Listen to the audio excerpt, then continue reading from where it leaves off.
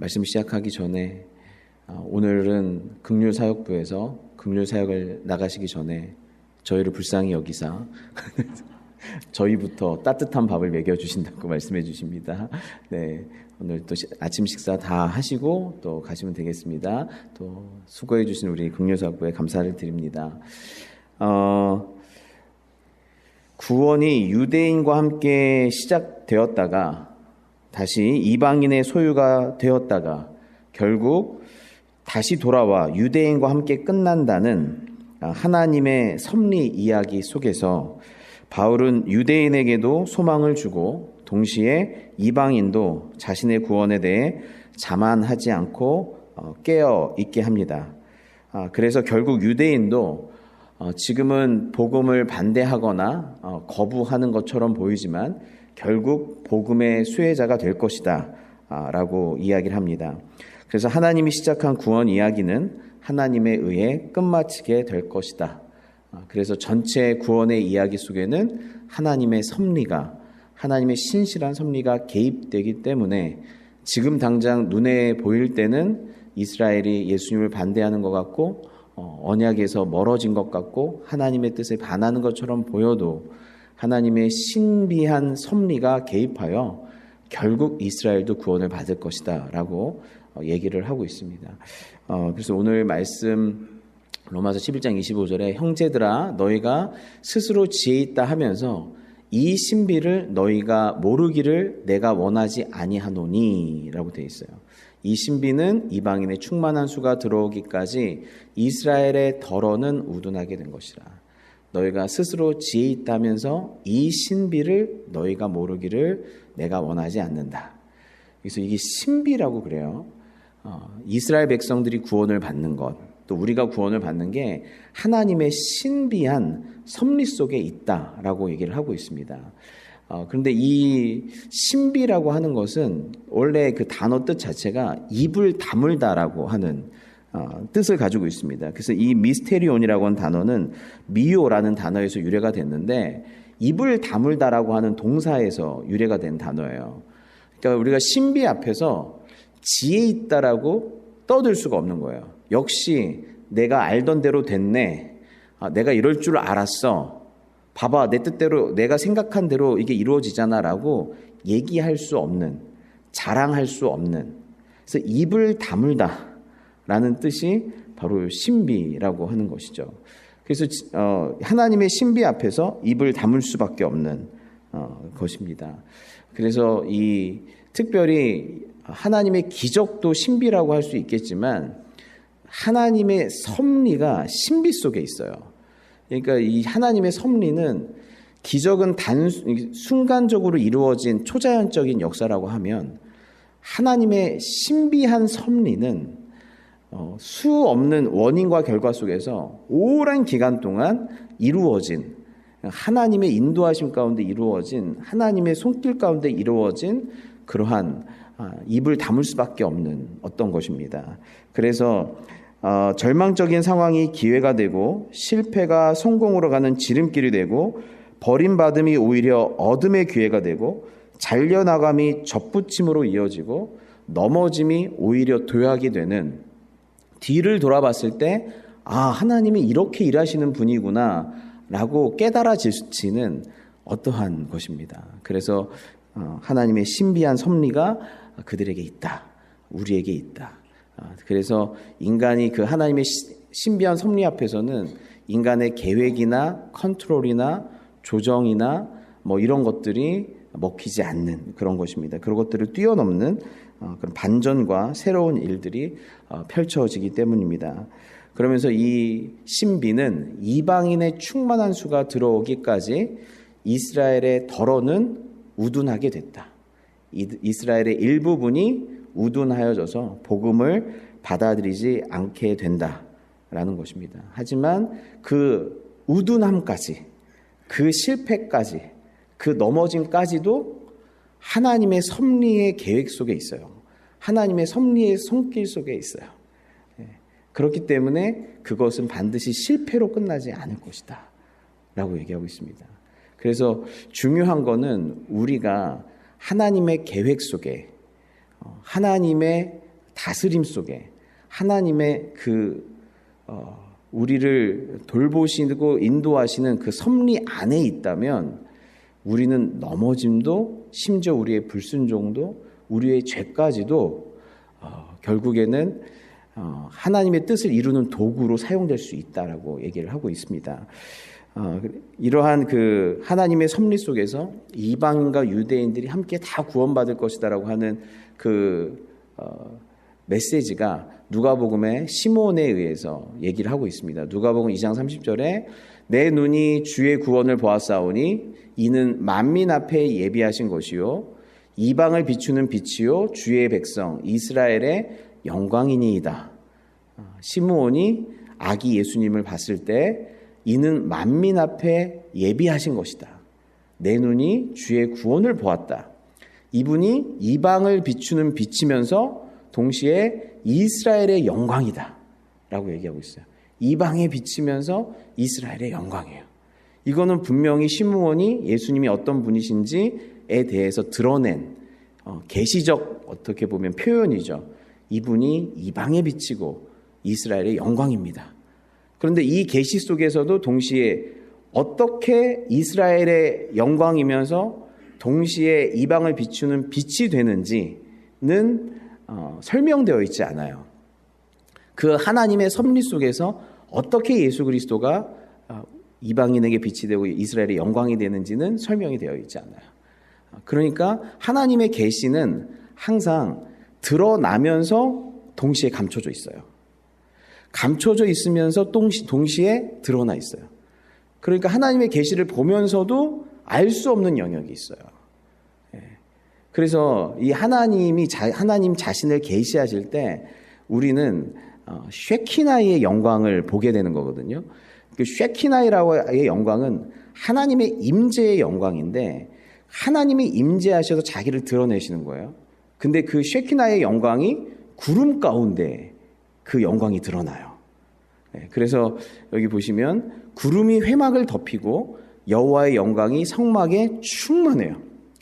그러니까 여호와의 영광이 성막에 충만하니까 하나님의 계시와 임재가 있는 거죠. 쉐키나의 영광이 있는 거죠.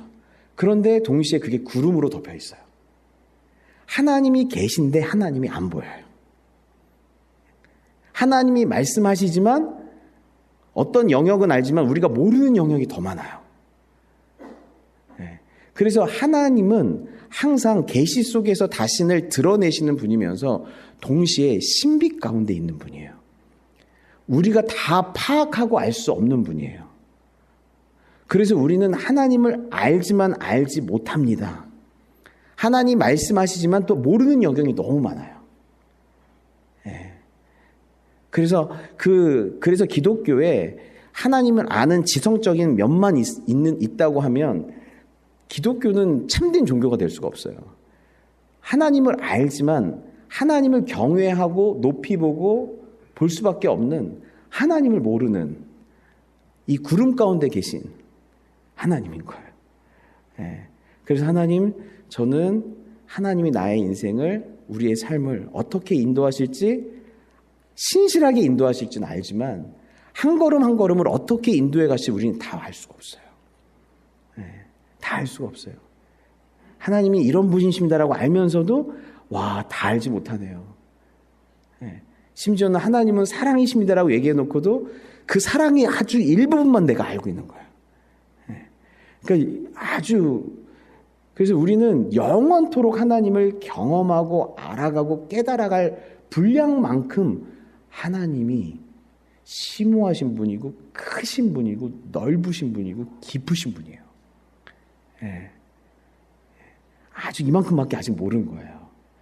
그래서 기독교는 하나님의 신비 가운데 있는 줄 믿습니다. 특별히 우리가 구원받는 거는 어마어마한 신비예요. 어떻게 나같이 자기중심적이고 그리고 의심 많고 그리고 세상을 사랑하는 내가 어떻게 예수님을 주인으로 삼아 어떻게 예수님을 지금 따라가고 있지? 내가 예수님을 어떻게 찬양하고 있지? 이 순간에 어떻게 엎드리고 있지? 이 순간에 어떻게 주님을 의지하고 있지? 예수님을 나의 하나님, 나의 주님이라고 고백하고 있지? 내 뜻대로 모든 것들이 안 풀리고 있는데도 왜 나는 주님을 여전히 사모하고 있지? 그 모든 것이 구원, 내가 예수님 믿는 것도 내가 믿어드린 게 아니라 입을 다물 수밖에 없는 거예요. 하나님의 신비한 섭리가 우리 인생 가운데 있는 줄 믿습니다. 내가 예수님 따라가고 예수님 닮아가는 것도 마찬가지예요. 그래서 저희가 입을 다물 수밖에 없는 거예요.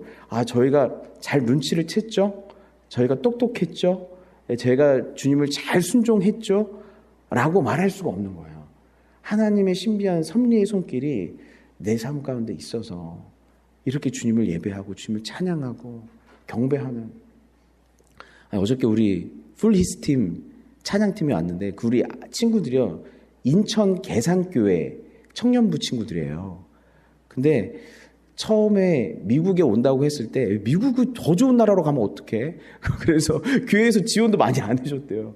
근데 1, 2, 3부 청년들이 자기의 재정, 거의 자기 재정으로 여기 이렇게 왔는데, 와, 이 친구들이 얼마나 크게 은혜를 받고 경험하고 있는지 저희는 저희 때만 뜨거운 줄 알았어요. 근데 그 친구들을 봤는데, 와, 그 생명력이 느껴지고 예수님이 너무 좋아갖고 애들이. 예수님이 너무, 제가 지난 수요일에 주님이 시기심을 사용한다고 그랬잖아요. 그 아이들을 보니까, 와, 하나님, 우리도 이런 청년들 주세요. 막 이런 느낌이 들 정도로 이들에게 베풀어 주신 은혜와 이들에게 베풀어 주신 섭리의 손길과 이들에게 베풀어 주신 하나님에 대한 경험을 우리 프레이셔널 장로교회 성도들도 막 충만히 우리 젊은 친구들도 경험하게 해주세요. 라고 기도가 나올 만큼 이 친구들이 주님을 뭐 엄청 경험하고 있는 거예요. 근데 여기 오기 바로 전에 무슨 일이 있었냐면 그 밴을 라스베가스에다가 잠깐 세워놨는데 식사하러 밴 유리를 다 깬 거예요. 다 깨가지고 거기에 있는 거 다 가져가고 뭐 노트북 다 가져가고 지갑 다 가져가고 다행히 여권 등 가방은 나중에 찾았어요. 밴 3개가 다 박살난 거예요. 근데 우리 청년들 얼굴에 해와같이 빛나요. 하나님이 이 상황 속에서도 우리가 잃어버린 것이 아니라 하나님 어디 계십니까? 우리가 이 상황 속에서 어떻게 주님 예배하기 원하십니까? 어떻게 주님 따라가기 원하십니까? 애들이 좋은 일 있었니? 그런 게 없는데 그 상황을 본인들이 믿음으로 반응하는 것을 보고 그 상황 속에서 자기 안에 이런 믿음이 있다라는 거를 보고 그 상황 속에서 하나님께 무릎 꿇고 하나님의 성령의 음성을 듣는 본인들도 본인들 보면서 놀란 거예요. 그 중에 이제 세 커플이 있는데 부부가 또 온 거예요. 또 세 부부가. 근데 한 부부는 결혼식 끝나자마자 신혼여행으로 비행기 티켓으로 여기로 온 거예요. 그래가지고 목사님 저 이번에 신혼여행입니다 이게. 그래서 좋지. 그래서 행복한 거지. 그랬더니 너무 좋대요. 여러분 우리 알잖아요. 우리 신혼여행 가서 얼마나 많이 싸웠어요. 저는 깜짝 놀랐어요. 신혼여행이 다 이혼여행인 줄 알았어. 신혼여행 갔는데 저랑 똑같은 사람이 필리핀에 있는데 다들 막 얼마나 서로 상태가 안 좋은지. 근데 또 해같이 빛나는 거예요. 해같이 빛나는 거예요. 야, 우리에게 베푸르셨던, 우리를 만나주셨던, 우리에게 찾아오셔서 예수 믿는 기쁨과 행복을 주셨던, 내 삶을 들여 새벽 이슬 같던 주의 청년으로 살고 싶다라고 그 주셨던 그 구원의 손길과 섭리가 여전히 하나님은 일하시고 계시는 거예요. 하나님이, 와, 우리 진짜 깨어 있어야겠다. 우리가 이게 여기만 보면 안 되겠다. 그래서 종종 이런 이렇게 뜨거운 사람들을 봐야 될 것 같아요. 저희가 믿음의 도전을 받아. 아마 그래서 하나님이 저희 교회 얼마나 사랑하시는지 저희 교회 오기 직전에 그런 놀라운 경험들을 해가지고 우리 교회 가운데 함께 예배할 때 너무 큰 은혜를 하나님 부어주실 것 같아요. 같아요. 그래서 여러분 저희가 그렇습니다. 하나님의 손길 안에 있다면 하나님은 하실 수 있다. 지금 할 일이 이거 제가 준비된 설교가 아닌데 지금 큰일 났네. 이제 한 장밖에 못했는데 그래서 그래요. 아무튼 이게 이거 뭐 어떻게 해야 되지? 그래서 그래서 욥이 그 하나님의 신비 앞에서 뭐라고 얘기하냐면요. 욥이 여호와께 대답하여 이르되 보소서 나는 비쳐나오니 무엇이라 주께 대답하리이까 손으로 입을 가릴 뿐이로소이다. 그러니까 자기 인생에 경험한 모든 고난 속에서 욥이 불평하고 원망하고 어디 계세요? 왜 태어나게 하셨어요? 막 그랬잖아요. 근데 내 인생이 하나님의 주권과 섭리 속에 있었구나. 그리고 하나님은 이 인생 속에서 자기 자신을 자기한테 나타내시기를 원하시는구나. 그리고 이 욥을 통해서 의인의 고난받음을 통해 최초로 네 죄 때문에 고난받냐가 아니라 의인이 고난받을 수 있다라고 하는 예수 그리스도를 상징하는 고난을 욥이 최초로 받는 거예요. 그러니까 내 고난이 얼마나 의미가 있었던 건가. 하나님의 섭리 속에. 나는 그걸 다 깨닫지 못해서 그냥 하나님 창조주 앞에서 저는 아무것도 아닙니다라고 고백할 수밖에 없지만 그 하나님의 놀라운 신비 앞에서 뭐예요? 입을 다물다. 신비. 와, 그렇구나. 그렇구나. 그래서 여러분, 우리가 이 하나님의 신비를 볼 때는 하나님을 바라보게 돼요.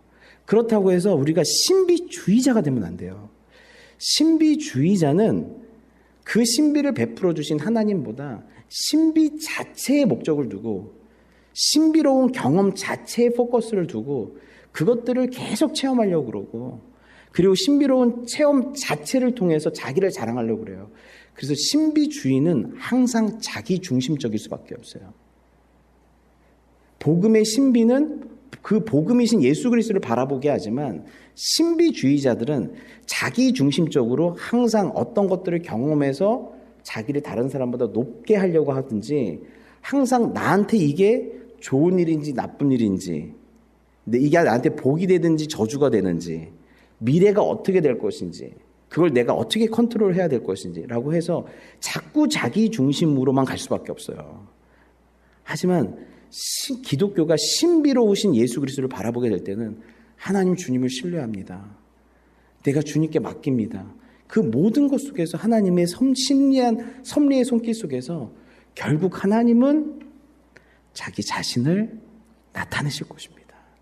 영광을 받을 것입니다. 라고 고백하게 되는 줄을 믿습니다. 그래서 신명기 29장 29절 다 같이 읽겠습니다. 시작. 감추어진 일은 우리 하나님 여호와께 속하였거니와 나타난 일은 영원히 우리와 우리 자손에게 속하였나니 이는 우리에게 이 율법의 모든 말씀을 행하게 하심이라. 아멘. 감추어진 일은 누구에게 속했어요? 하나님께 속해 있어요. 그래서 미래를 알려고 하실 필요가 없어요. 미래를 알아도 우리가 컨트롤 못해요. 하나님의 섭리의 손길이 우리가 알지를 못하기 때문에. 그래서 감추어진 일은 하나님께 맡기는 거예요. 하나님 손에 있는 거예요. 하지만 나타난 일, 보이는 계시, 보이는 말씀, 우리가 할 수 있는 일상, 이것은 우리에게 속해 있어요. 그래서 그 하루하루의 일상을 하나님과 동행하고 묵상하고 교제하면서 우리의 삶을 충실하게 걸어나갈 때 하나님께서는 하나님의 놀라운 일들을 또한 하실 줄을 믿습니다. 아멘. 네. 그러면서 이제 로마서 11장 26절에 그리하여 온 이스라엘이 구원을 받으리라. 기록된 바 구원자가 시온에서 오사 야곱에게 경건하지 않은 것을 돌이키시겠고 내가 그들의 죄를 없이 할 때에 그들에게 이루어질 내 언약이 이것이라 함과 같으리라. 이스라엘이 구원을 받으리라. 이스라엘 버림받은 것 같지만 이스라엘이 구원을 받으리라. 근데 이건 내 고집이 아니야. 나의 특별한 나라 사랑이 아니야. 이건 언약에 그렇게 돼 있는 거야. 하나님 말씀에. 그래서 기록된 바 이사야서 59장 20절 21절 말씀이에요. 바울이 얼마나 똑똑한지 몰라요. 말씀 하나하나가 구약 성경에 다 기반돼서 얘기를 하고 있는 거예요. 이사야서 59장 20절에서 21절 봐봐. 구원자가 시온에서 오사 야곱에게서 경건하지 않은 것을 돌이키시겠고 내가 그들의 죄를 없이 할 때에 그들에게 이루어질 내 언약이 이것이라 함과 같으니라. 이것은 언약이다. 하나님이 이스라엘을 구원하시겠다는 건 하나님의 언약이라는 거예요. 여러분 이 언약이라는 말은 이 베리트인데 이 베리트라는 단어가 빠라에서 온 거예요. 빠라. 근데 이 빠라가 무슨 뜻이냐면 자르다라는 뜻이에요. 자르다.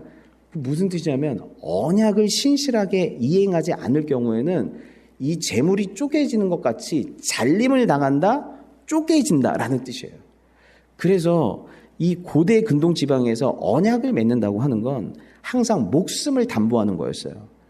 그래서 내가 너와 언약을 맺는다, 메리트를 맺는다라는 건 이 언약을 신실하게 지키지 않을 시에 둘 중 하나는 쪼개지게 된다, 잘림을 당하게 된다, 생명이 죽게 된다라는 뜻이에요. 그래서 주님께서 내가 너한테 언약을 맺었다는 건 이거는 굉장히 진지하고 목숨과 생명이 달린 그런 언약을 너와 맺었다는 거예요. 그래서 여러분 창세기 말씀 보면 그를 이끌고 밖으로 나가 이르시되 하늘을 우러러 무뼈를 셀 수 있나 보라. 또 그들에게 이르시되 내 자손이 이와 같으리라. 아브라함이 여호와를 믿으니 여호와께서 이를 그의 의로 여기셨대요. 그리고 이 사건이 있고 나서 주님이 이 언약식을 해요. 언약식을 하는데 여호와께서 그에게 이르시되 나를 위하여 3년 된 암소와 3년 된 암염소와 3년 된 순양과 산비둘기와 집비둘기 새끼를 가져올지니라. 아브라함이 그 모든 것을 가져다가 그 중간을 어떻게 해요? 쪼개요. 이게 고대 근동의 언약식이었어요. 재물을 둘로 쪼개놓은 거예요. 쪼개놓고 그 사이를 함께 지나가는 거예요. 쪼갠 고기 사이를 함께 지나가면서 이 언약을 어기면 반드시 한 명은 쪼개지는 거야. 생명을 걸고 언약을 지켜야 돼 라고 하는 언약식을 하는 거예요.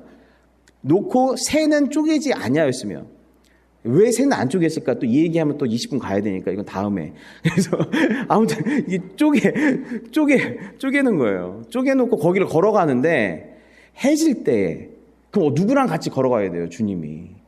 언약을 메리트의 언약을 하게 되면 이 언약식을 아브라함에 속한 이 모든 자손과 함께 걸어갔어야 되는데 해질 때 아브라함에게 깊은 잠이 임하고 어둠이 임하니까 아브라함에게 깊은 잠이 임하고 큰 흑암과 두려움이 그에게 임했대요. 해가 져서 어두울 때에 연기 나는 화루가 보이며 타는 횃불이 쪼갠 고개 사이로 지나가더라. 아브라함은 어둠 속에서 자고 있었고 그 사이를 누가 지나간 거예요? 타는 횃불로 상징되고 있는 주님께서 어떻게 해요? 주님이 혼자 지나가신 거예요. 주님이 그 쪼갠 고개 사이를. 주님이 홀로. 그 얘기는 뭐냐면 이 언약을 네가 어겼으면 누가 쪼개져야 돼요? 아브라함이 쪼개져야 되잖아요. 그런데 뭐예요? 내가 쪼개지더라도 이 언약의 모든 책임을 내가 지더라도 내가 이 언약을 신실하게 이루겠다라고 하는 하나님 스스로가 이 언약적 책임에 있어서 내가 책임지고 이 언약을 신실하게 다 이루겠다라고 하는 하나님의 언약식이었던 거예요. 그래서 이스라엘아, 너희가 구원받을 수밖에 없는 건 너희를 구원하시겠다고 하는, 내가 쪼개지서라도 내가 이 모든 것의 책임을 내가 지서라도 이 언약을 신실하게 이루겠다라고 하는 하나님의 언약적 책임과 의지로 말미암아서 너는 결국 구원받을 수밖에 없다라는 거예요. 그래서 예수께서 쪼개지셔서 죽어야 될 사람은 우리인데 오히려 그 모든 책임을 하나님이 예수께 전가하셔서 예수님이 대신 그 쪼갠 고기 사이, 본인이 쪼갠 고개 사이로 쪼개지셔서 이 언약을 신실하게 이루어내는 그런 그림을 보여주시는 거예요. 그러면서 이스라엘이 구원을 받으리라, 구원자가 시온에서 오사 야곱에게서 경건하지 않은 것을 돌이키시겠다는 거예요. 그러면서 여기서 이 구원자가 시온에서 오겠다라고 하는 이 구원자가 이사야서에는 뭘로 써 있냐면 고엘이라고 돼 있어요. 고엘이 시온에서 올 것이다. 네가 너를 구원하는 게 아니라 구원자가 올 것인데 고엘이 와서 너를 구원하게 될 것이다 라고 주님이 말씀했다는 거예요. 여러분 아시죠? 고엘이 무슨 뜻인지. 무르다, 되찾다라는 뜻이고 실제로 구약에서 고엘 제도가 있었죠. 이 고엘 제도는 형제가 예를 들면 가난해져서 자기 땅을 다 팔아요. 그러면 그 땅을 되찾아주는 사람, 되찾아주는 그 경제적 책임을 감당해주는 그런 어려운 가운데 있는 형제를 위해서 경제적 책임을 감당해주는 그런 책임을 감당해 주어서 그 사람에게 그걸 찾아주는 가장 가까운 친척을 고엘이라고 그래요. 그 사람을. 그래서 이 고엘 제도가 있어서 이 사람이 만약에 자기가 빚져서 자기가 종으로 팔려가게 되면 고엘이 와서 그 빚을 갚아줘서 그 몸값을 갚아주고 이 사람을 다시 되찾아와요. 땅이 팔아가서 땅이 없으면 그것들을 대신 지불해주고 다시 땅을 찾아줘요. 경제적 책임을 다 해줘요. 아들이 없어요. 아들이 없이 죽었어요. 그러면 가가지고 대신 그 형 대신에 그 형수와의 관계를 통해서 아이를 낳아줘요. 그래서 혈통적 책임에 대해서 대신 혈통적 책임을 져줘요. 또 고엘이 또 뭐 했었죠? 보복을 당했을 경우에 내 형제가 억울하게 보복을 당했을 경우에 가서 대신 보복해 줌으로 그의 사법적 책임에 대해서 책임을 져줘요. 또 한 개가 더 있었는데 여러분 기억나시나요? 한 개가 더 있는 거. 한 개가 더 있어요. 형제가 죄를 지었을 경우 그 형제의 죄값을 대신 지불하여 죄책을 면하게 하는 대속적 책임도 있어요. 그 고해를 지금 뭐라고 얘기한 거예요? 구원자라고 얘기한 거예요. 예수님이 우리의 고엘이 되어주시는 거예요. 하나님께서는 우리에게 예수님을 보내주셔서 우리의 고엘이 되어주신 거예요. 실제로 예수 그리스도를 통해서 우리의 고엘 대신 예수 그리스도를 통해서 우리의 잃어버린 땅 에덴 동상 하나님 나라를 되찾아 주시죠. 우리의 고엘이 되어주셔서 죄에게 종노릇한 우리에게 몸값을 대신 지불하시고 죄에서 자유롭게 해주시죠. 의로운 자녀를 낳게 해주시죠. 사망의 죄책을 면하게 하시죠. 인간을 속이고 하나님의 말씀을 거역하게 만든 마귀의 머리를 박살내면서 보복해 주시죠. 이런 고엘의 역할을 하시는 것입니다. 그렇게 예수 그리스도를 통해서 고엘의 역할을 하시겠다라고 얘기를 하고 있습니다. 그러면서 11장 28절에 복음으로 하면 그들이 너희로 말미암아 원수된 자여 택하심으로 하면 조상들로 말미암아 사랑을 입은 자니라. 복음으로 하면 그들이 너희로 말미암아 원수된 자다. 지금 이스라엘 백성이 복음으로 볼 때는 원수된 자고요. 그런데 조상으로 말미암아 아브라함과 이삭과 야곱 또 다윗을 생각해 보면 그들은 사랑을 입은 자예요. 근데 지금은 복음에는 반대하기 때문에 복음에는 원수고, 근데 이 조상들로 말미암아 언약적으로는 사랑을 입은 자예요.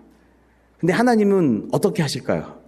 지금 원수됐으니까, 지금 거역하니까 이들을 버릴까요? 그렇지 않은 거예요. 주님은 결국 지금은 복음에 반하여 원수 노릇하지만 결국 사랑을 입었던 이들이 결국 언약적 사랑을 입은 자로 끝나게 하실 것이다. 그래서 이 유명한 말씀이 나오는 거예요. 하나님의 은사와 부르심에는 후회하심이 없느니라. 철폐하심이 없느니라. 철회하심이 없느니라. 하나님이 너에게 선물을 주시고 너를 하나님의 백성으로 부르셨다면 지금 당장은 복음의 원수처럼 행할지라도 결국에는 하나님께서 그 언약을 철회하지 않으셔서 예수께서 고엘이 되시고 예수께서 쪼갠 고기 사이를 지나가셔서라도 하나님께서는 이스라엘 백성들을 반드시 당신의 백성으로 건져내실 거라고 하는 그 주님의 놀라운 집념, 그 놀라운 집념이 느껴져요. 철회하심이 없다. 하나님의 은사와 부르심에는 후회하심이 없느니라. 그래서 이 마음으로 우리가 우리 자신을 바라봐야 될 것 같아요.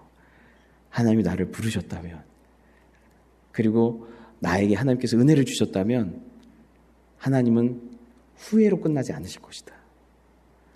내가 널 부른 걸 후회한다. 내가 널 위해 희생한 걸 후회한다로 끝나지 않을 것이다. 반드시 나를 통해 영광을 받을 것이다. 하나님은 그 구원의 놀라운 섭리를 이루시고 하나님은 반드시 나를 통해 영광을 받을 것이다. 후회하심이 없으실 것이다. 여러분, 우리가 믿음의 이 길을 걷는 우리 이 모든 과정에서 우리는 중간에 잠들지도 몰라요. 우리는 중간에 넘어질지도 몰라요. 우리는 영혼의 깊은 밤을 경험할지도 몰라요. 하지만 그 영혼의 깊은 밤과 어둠 속에서도 하나님은 깨어 계셨어요. 하나님은 일하시고 계셨어요. 하나님은 타는 횃불로 쪼갠 고기 사이를 지나가고 계셨어요. 하나님은 신실을 하셨어요. 우리의 신실함이 아니라 하나님의 신실함, 나의 사랑이 아니라 주님의 사랑하심, 나의 붙들미 아니라 주님의 붙드심, 나의 계획이 아니라 하나님의 계획, 우리는 이것을 믿는 줄을 믿습니다.